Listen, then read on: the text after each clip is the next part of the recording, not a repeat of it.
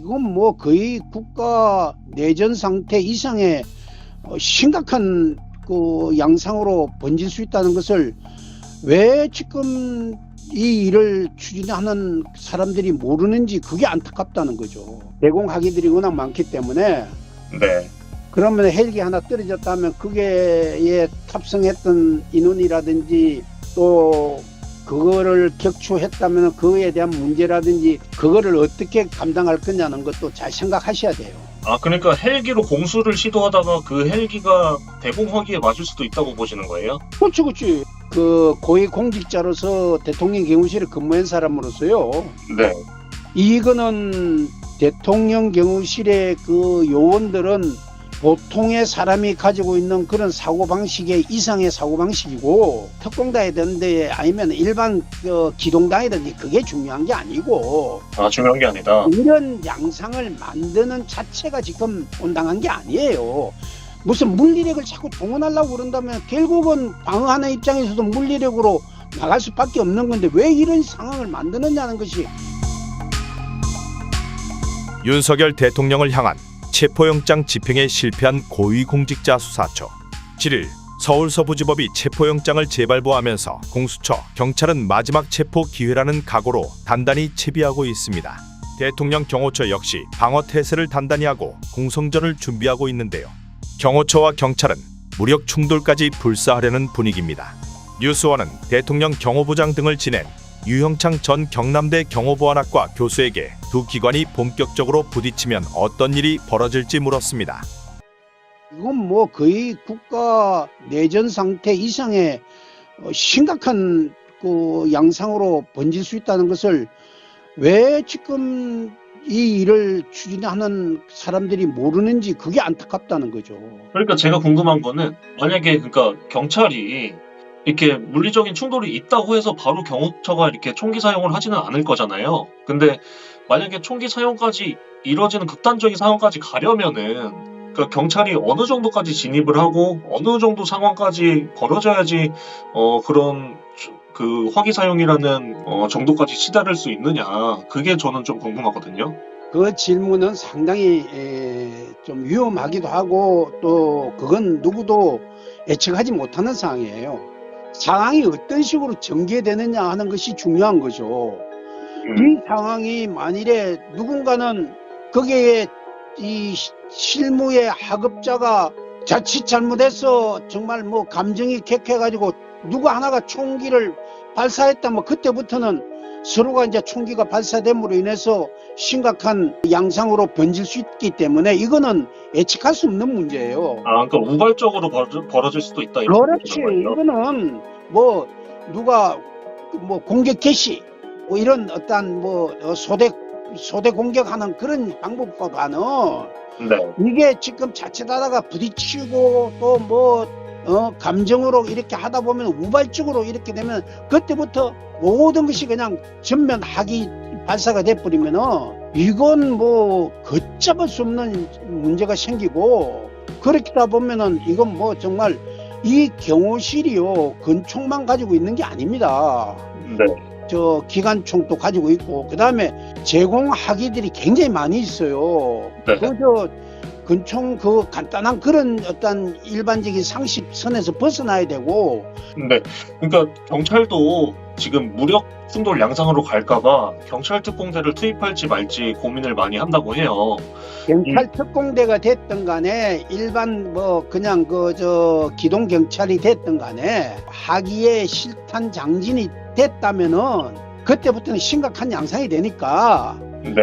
그거는 저 특공대든지 아니면 일반 기동단이든지 그게 중요한 게 아니고. 중요한 게 아니다. 이런 양상을 만드는 자체가 지금 온당한 게 아니에요. 무슨 물리력을 자꾸 동원하려고 그런다면 결국은 방어하는 입장에서도 물리력으로 나갈 수밖에 없는 건데 왜 이런 상황을 만드느냐는 것이 지금 국가 지도자라는 사람들이 그런 것을 미연에 방지하고 완화시키고 완충을 시키는 것이 중요하지, 이런 식으로 극한 상황으로 몰고 나와가지고 어떤 결과를 초래한다는 거 명확 가능한 일인데 왜 이런 식으로 자꾸 만드느냐는 거죠. 이제 교수님께서는 지금 일관되게 물리력과 물리력이 부딪히는 그것 자체가 지금 굉장히 위험한 상황으로 치달을 수 있다. 그거 자체를 막아야 된다고 지금 말씀하고 계신데요. 나는 내가 그 고위공직자로서 대통령 경호실에 근무한 사람으로서요. 네. 이거는 대통령 경호실의 그 요원들은 보통의 사람이 가지고 있는 그런 사고방식의 이상의 사고방식이고 초지일관 국가의 초기밀을 가지고 있는 사람을 지킨다. 그거는 뭐 전직 박근혜 대통령이 됐든 간에 문재인이 대통령이 됐든 간에 누구든지 그거는 대통령 경호실은 오로지 그 피경호인을 지킨다는 일념하에서 움직인다는 사실을 명확히 기억하셔야 되고 그 P73 공력은 그거 굉장히 위험해요. 네. 대공하기들이 워낙 많기 때문에 네. 그러면 헬기 하나 떨어졌다면 그게 탑승했던 인원이라든지 또 그거를 격추했다면 그거에 대한 문제라든지 그거를 어떻게 감당할 거냐는 것도 잘 생각하셔야 돼요. 아, 그러니까 헬기로 공수를 시도하다가 그 헬기가 대공화기에 맞을 수도 있다고 보시는 거예요? 그렇지. 그거는 뭐 지금 JTBC나 MBC가 헬기를 띄웠다는 것도 사실은 그때 P739 이거 CBA의 구역이 각각 나눠져 있는데 A 구역까지 들어오면 무조건 격추예요. 네. 근데 그거를 지금 격추를 안 했다는 거는 그 언론사라는 것이 있었기 때문에 했고. 네. 근데 어느 구역까지 들어온지 지금 정확히는 모르겠는데 A 구역까지 들어왔다면 그건 무조건 격추예요. 그거는 뭐 법률에 나와 있어요. 경찰 특공대 헬기도 그러면은 예외가 없습니까? 아, 예외 없지. 그거는 어떻게 하든지 사전에 예고 없이 공중 통제권에 들어왔을 때 특히 P73 국력이라는 것은 초제공권을 가지고 있는데 그걸 오로지 가지고 있는 통제권은 대통령 경호실장이 있고 그리고 ABC에서 CB까지는 들어가더라도 A 구역에 들어오면 무조건 격추예요. 지금 현재 탄핵 반대 시위 인력이 있는데 그 인력이 지금 계속 동원령이 내리는가 봐요. 네네. 동원령이 내린다면은 그러면 거기에 대한 초기 인명 살상 또 나온다면 그것도 심각한 문제예요. 그 시위대가 관저 안쪽으로는 어차피 들어가지 못하게 통제할 텐데 그래도 영향을 미칠 거라고 보시는 거네요? 그럼요. 그거 밖에 제가 중국 같은데 그 경우 가볼 때 인해 전술이라는 게 무섭다니까요. 인력을 동원해가지고 막아나면요, 사람을 막아나면은 그거 어떻게 할 거예요? 내가 경험해보면 그 인력을 이렇게 인백이라고 그러는데 인백을 쌓는 것도 굉장히 위험한 거예요. 그 과정에서 또 무슨 일이 벌어질 수 그럼. 그러고 이 사람들도 이제는 날씨도 춥고 하니까 이제 막 한계까지 다다랐는데 총든 사람한테 막 뛰어들면 얘들 또 경찰이 기동단은 좀 젊은 사람들인데 그 감정이 격화되면 잘못 발사해버리면 거기서부터 모든 충돌은 시작될 거 아닙니까? 네. 그러면 그 문제를 누가 책임지고 누가 감당할 거냐고요. 네. 그러니까 지금 이거 무조건 지금 자꾸 저런 식으로 뭐 총을 쏘았으라도 뭐 하는데 그거 함부로 그런 식으로 이야기할 게 아니에요. 저게 좌우 어느 쪽의 문제가 아니라 네.